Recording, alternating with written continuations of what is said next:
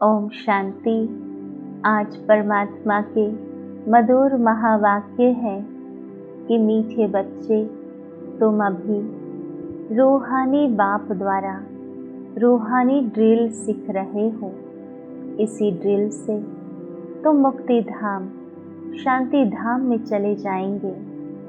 जब हम स्कूल में पढ़ते थे तो हमारा ड्रिल का पीरियड हुआ करता था, जिसमें एक टीचर होते थे जो हमको ड्रिल कराते थे, अर्थात एक्सरसाइज कराते थे। परंतु यहाँ स्वयं परमात्मा पिता हम आत्माओं को स्पिरिचुअल एक्सरसाइज कराते हैं, स्पिरिचुअल ड्रिल कराते हैं।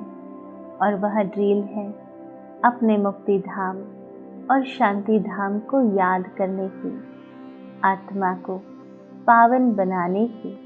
जब हम अपने आप को आत्मा समझते हैं, शुद्ध आत्मा, और इस शरीर के माध्यम से कार्य करते हैं, जब ऐसी आत्माभिमानी स्थिति होती है, तब हम अपने घर को याद करते हैं। शांति धाम, मुक्ति धाम आत्माओं का घर है, परंतु देह में आते आते हम वह सब भूल गए। तो परमात्मा वापस हम आत्माओं को बॉडी कॉन्शियस से सोल कॉन्शियस की ड्रिल कराते हैं, जिससे हम आत्माएं हल्की भी हो जाएंगी, पावन भी हो जाएंगी। तभी तो शांति धाम अपने घर वापस उड़ सकेंगे। आत्मा जब भारी होती है तो उड़ेगी कैसे? आत्मा जब पतित बन जाती है तो भारी बन जाती है और वह विस्मृति भी आ जाती है।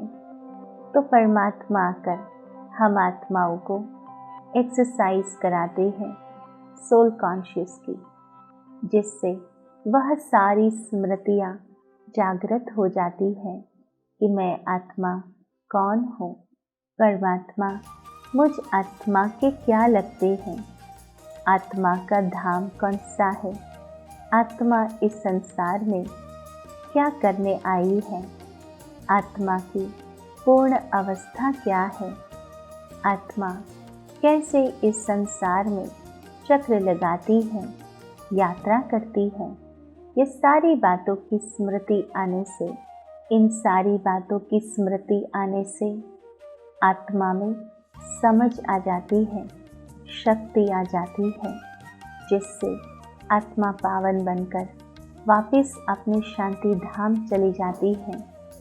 दूसरी पॉइंट में परमात्मा ने प्रश्न पूछा कि परमात्मा बच्चों को पुरुषार्थ कराते रहते हैं, लेकिन बच्चों को किस बात में बहुत स्ट्रिक्ट रहना चाहिए? तो परमात्मा ने समझाया कि पुरानी दुनिया को आग लगने के पहले तैयार हो, अपने को आत्मा समझ, परमात्मा की याद में रहा, परमात्मा से पूरा पूरा वर्षा लेने में बहुत स्ट्रिक्ट रहना है। कई बार हम सोचते हैं कि जो सबका होगा वह हमारा भी होगा, विनाश होगा तो पूरे संसार का होगा। परंतु परमात्मा हमें सिखाते हैं कि संसार का विनाश तो होगा, परंतु मेरा कर्तव्य क्या है? कैसे इस विनाश के पूर्व हमें स्वयं को आत्माभिमानी बनकर परमात्मा की याद से भरपूर होना है, परमात्मा से वर्षा लेना है। संसार में तो कहते हैं खाली हाथ आए थे, खाली हाथ जाएंगे, परंतु परमात्मा ने समझ दी कि हम भरपूर होकर आए थे और भरपूर होकर जाना है। तो इसमें हमें अलबेला नहीं बनना है, नापास नहीं होना है। जैसे वह स्टूडेंट नापास होते हैं तो पछताते हैं, समझते हैं हमारा वर्ष मुफ्त में चला गया। कोई तो कहते हैं नहीं पढ़ा तो क्या हुआ, लेकिन तुम्हें बहुत स्ट्रिक्ट रहना है। टीचर ऐसा न कहे कि टू लेट हो गया, अर्थात हमें पुरुषार्थ करना है। वहाँ पढ़ाई में तो एक वर्ष बिगड़ता है, परंतु अगर इस ईश्वरीय पढ़ाई में नापास हुए तो पूरा ही कल्प हमारा चला जाएगा, क्योंकि यह बाजी है कल्प कल्पांतर की। इस कल्प में पास हुए तो हर कल्प में पास होंगे, परंतु अभी नापास हुए तो पूरा ही कल्प पछताना पड़ेगा और कल्प कल्पांतर के लिए नापास होते रहेंगे। तीसरी पॉइंट में परमात्मा ने पुरुषार्थ समझाया कि माया से बचने के लिए संग दोष से अपनी बहुत बहुत संभाल करनी है, अपनी लाइन क्लियर रखनी है। कहते हैं संग का रंग न चाहते भी चढ़ जाता है, तो हमें संग का बहुत ध्यान रखना है। कहीं कुसंग में आकर हम अपना भाग्य तो नहीं बिगाड़ रहे हैं, तो हमें माया के संग से भी अपने आप को बचाना है, संभाल करनी है। श्वास व्यर्थ नहीं गंवाने हैं, ज्ञान से सफल करने हैं। जितना समय मिले योग बल जमा करने के लिए रूहानी ड्रिल का अभ्यास करना है। अभी कोई नए बंधन नहीं बांधने हैं। यहाँ आए हैं बंधन मुक्त बनने, यहाँ आए हैं मुक्ति धाम शांति धाम जाने के लिए। अगर यहाँ आकर भी हम बंधनों में फंसते जाएंगे तो निर्बंधन कब बनेंगे। तो हमें यह सदैव ध्यान रखना है कि किसी भी बंधन में अभी फंसना नहीं है। चौथी पॉइंट में परमात्मा ने वरदान दिया। परमात्मा ने कहा कि परमात्मा की छत्र छाया के नीचे नाजुक परिस्थितियों में भी कमल पुष्प समान न्यारे और प्यारे भवा। तो परमात्मा ने समझाया कि संगम युग पर जब परमात्मा सेवाधारी बनकर के आते हैं तो छत्र छाया के रूप में बच्चों की सदा सेवा करते हैं। कहते हैं लौकिक पिता भी आजीवन बच्चों की सेवा करते हैं, तो यह तो स्वयं परमात्मा है। जब वे आते हैं इस कल्याणकारी पुरुषोत्तम संगम युग में, तो वह भी अपने बच्चों की सेवा करते हैं। याद करते ही सेकंड में साथ का अनुभव होता है। यह याद की छत्र छाया कैसी भी नाजुक परिस्थितियों में कमल पुष्प के समान न्यारा और प्यारा बना देती है। परमात्मा की याद हर मुश्किल को आसान बना देती है। मेहनत नहीं लगती। परमात्मा को सामने लाने से, स्वस्थिति में स्थित होने से कैसी भी परिस्थिति परिवर्तन हो जाती है। तो हमें चाहे परिस्थिति कैसी भी हो, माया कितना भी विकराल रूप धारण क्यों न करे, परंतु हमें यह दो पुरुषार्थ करने हैं।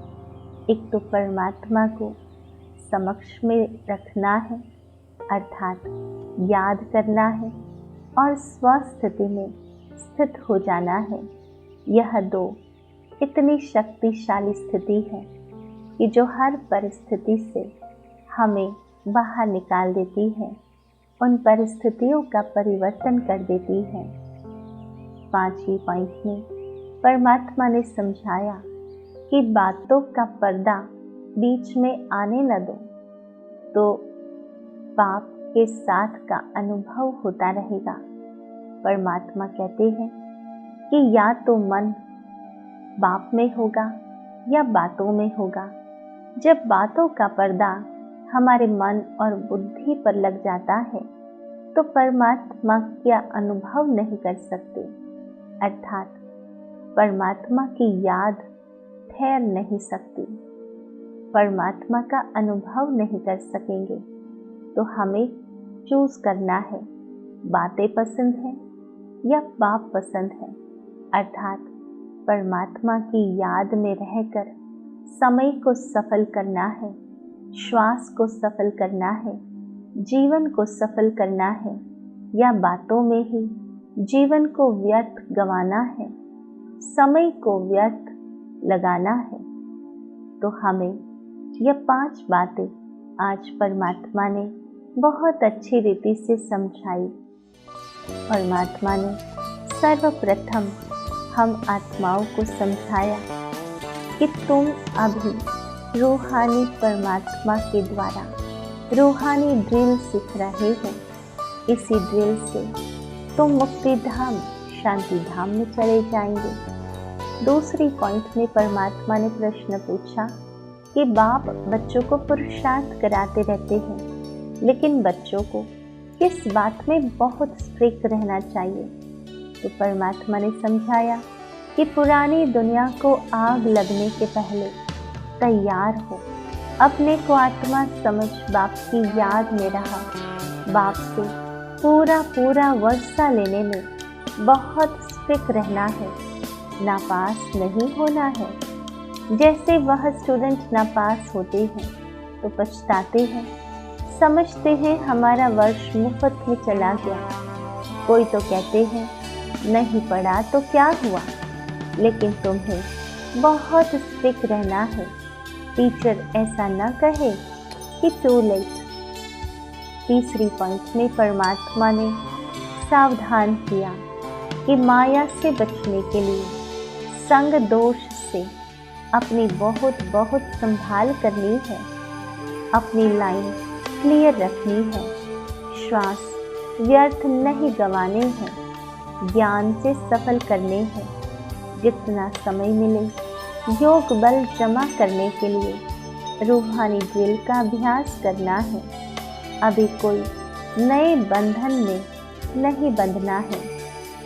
चौथी पॉइंट में परमात्मा ने वरदान दिया कि बाप की छत्र छाया के नीचे नाजुक परिस्थितियों में भी कमल पुष्प समान न्यारे और प्यारे भव। और 5वीं पॉइंट में समझाया कि बातों का पर्दा बीच में आने न दो, तो बाप के साथ का अनुभव होता रहेगा। तो आइए चले अनुभूति की ओर। ओम शांति। मैं आत्मा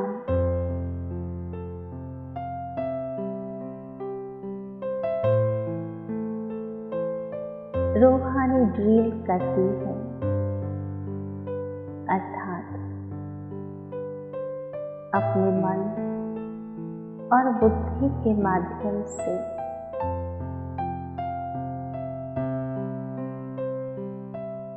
परम धाम की ओर जाती है।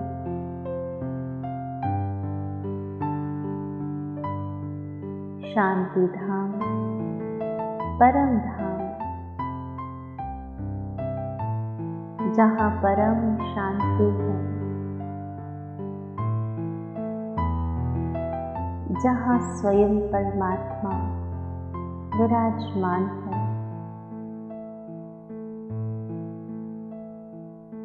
शांति के सागर परमात्मा से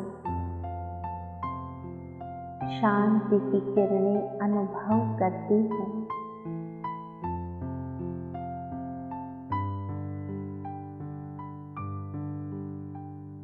मुझ आत्मा को संपूर्ण पावन बनकर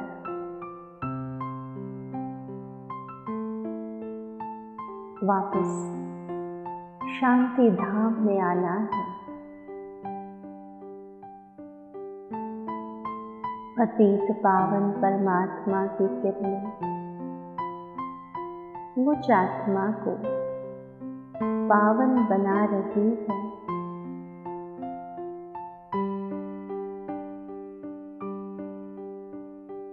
परमात्मा पढ़ाई से मैं आत्मा श्रेष्ठ कर्म करती हूँ और परमात्मा की याद से मैं आत्मा पावन बनती जाती हूँ।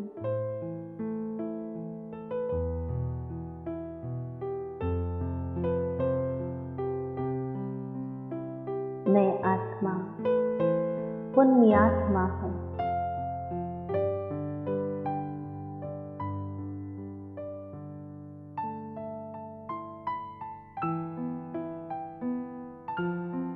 मेरा एक एक संकल्प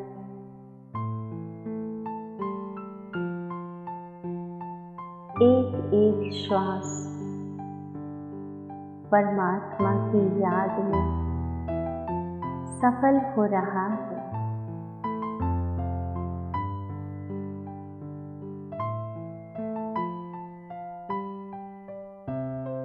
परमात्मा की याद मुझ आत्मा को सर्व बंधनों से मुक्त करती है। विजुलाइज करो कि जीवन में जो भी बंधन की रस्सियां बंधी हुई हैं, वह सारी ही रस्सियां खुल रही हैं और मैं आत्मा निर्बंधन बनती जा रही है।